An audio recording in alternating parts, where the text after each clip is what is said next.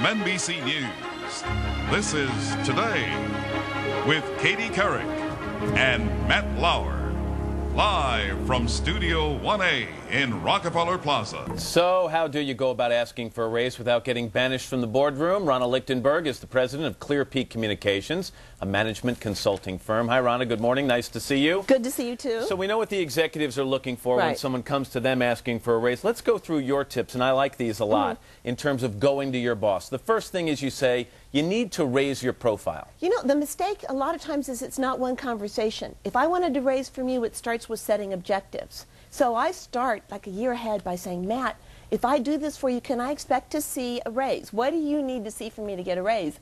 And then I remind you, you know, like I'm doing well. I'm so all throughout the year, you kind of keep touch with your boss and say, here were my goals, remember? And look, I've accomplished this. And am I getting what you want to get done so that I have feedback all along? It should never be one conversation, and it shouldn't be a surprise. Go in there armed. And I think you mean by this, tell them what you've done for the company and, or him or her, tell them what you've done for them personally. Because we all want to do great, right? And if someone comes to me and says, this is how I'm making you look good, these are the results, but you know what else? Homework means you know what other people get paid to do what you do. Networking. Network, because you need to know what the market is. How do you do that? You just call other people, you find out what someone in your similar position is making at another company? Yeah, you know, that's why there are industry meetings, cocktail parties, luncheons, and you say, what do people make for this kind of job? All right, don't threaten. And this is a controversial one because a lot of people go in saying, I have another offer, they'll pay me X, so you need to pay me X. And you know what the answer often is to that? Go with my blessings, child.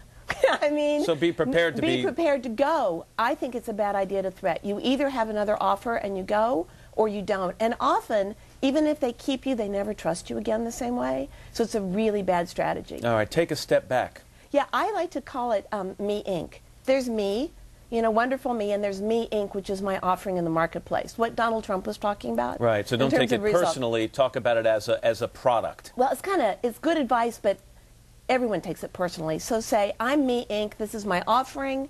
It's priced like any offering, like a tie. You know, it's not worth this much to this guy. And you say, don't expect to be liked. At that moment, when you go to your boss asking for a raise, he or she is not going to like you. No. Nobody wants to give you more money. If I give you more money, then I have to give somebody else less money.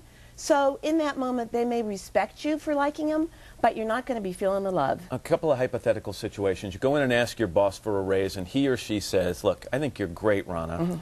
However, the company's having a tough year. Nobody's getting big raises this year, so unfortunately you can't have it. What do you do? Well, nobody is getting big raises this year. So you say, what else can we do? I'm really interested in going back to school. What about tuition reimbursement?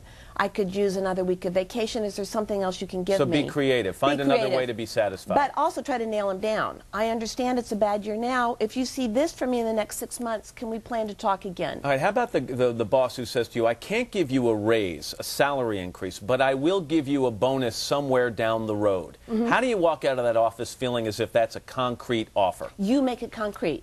You say, great, I'm going to be back in September. If you say that now, let me show you my accomplishments. Can we agree that we can probably do something then? And if they're still stalling, brush up that resume. All right, let's talk about when we're not looking for a raise now, but we're looking for concrete feedback or positive feedback from our boss, from a boss perhaps who only calls you when you've done something wrong. How do you go about that discussion? See, there are two different things. Concrete feedback is, how are my results? Positive feedback is, do you really love me? You know, you want a pat on the head? With a boss who doesn't give that to you, don't go looking to that boss for that. Why? You're going to be seen as needy or desperate? Because you look really vulnerable and needy, right. I call it emotional currency. If you have a boss who doesn't give you emotional currency, find it elsewhere.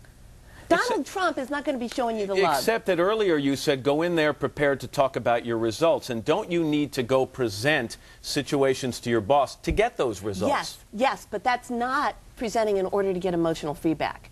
I'm presenting you my results so that you'll give me more money. You know, and I'm not looking for you to say, great job. It's a thing that people get confused about, wanting praise. To use an example here, you wouldn't suggest I go to the president of NBC News after this show and say, hey, what did you think about the interview on The Bosses? Right, exactly. Why? Just because that seems too needy? It's too needy, and, you know, what's the answer you could get from that? But you could go in and say, you know what? We're doing this series on work. It's really driving results. I feel great about that. He says, I feel great too. You go to your agent and you say, hey, when my contract's up, I've got another thing that's driving those results. And how do you avoid sounding like an egomaniac if you're particularly proud about some accomplishment and you bring that to the attention of your superior? Well, two things. The people who worry about sounding like an egomaniac never are. If you're worried about it, you're probably okay. The people who do it without knowing it, those are the ones who are right. Yeah. And real quickly, if you go to a boss, they promise you a raise or a promotion or something, then they get fired or let go. Do you have to start at ground zero again or ground one? Your job with the new boss is not Square to get one. Fired. Square one. Yeah, right. I knew I'd find it Yeah, there. you prove to the new boss you're on their team. That's a whole new conversation. Ronald Lichtenberg, good advice. Thanks. I appreciate it. And it's something that a lot of people have to deal with on almost a yearly basis. All the time. That's right. Still ahead.